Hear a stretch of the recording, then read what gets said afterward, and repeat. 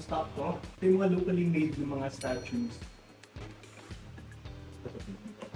Assorted to. Guys namin. Tapos mga naka-box. Parating pa yung ibang stock natin. Mga Narnia tayo. Ayun, yung Narnia. Girls on Aslan. Mino board. Mino board.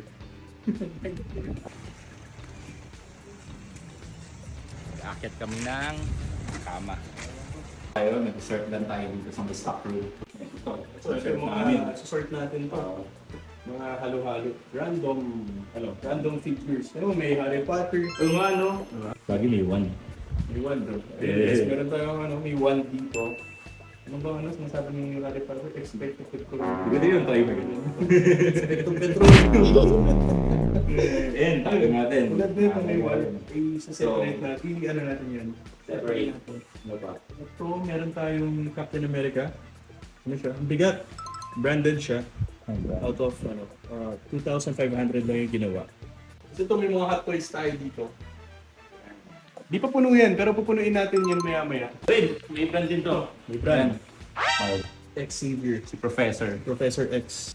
Mga maganda ah. Maganda rin siya.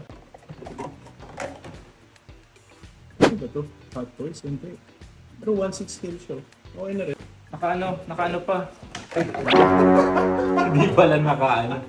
Ito tayo na nung coin bank din na Wonder Woman. Oo. Ito. Superman. Oh, ano guys, oh, ganda. Ay, ito, maganda rin. Magneto. Ayun, no? Wait, natatanggal. Kay C3PO, yan. Kay C3PO ito lahat ng box na to. Sige lang, unahin natin dalawa tayo. Baba ko lang.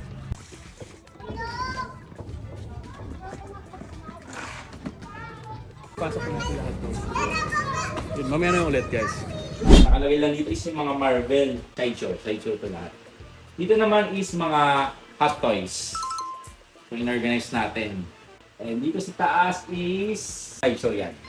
Yan. Tapos dito naman, trend. Yung mga malalaking box din. Kasi kasya eh. So, i-organize pa namin, di pa tapos. Malalaking box.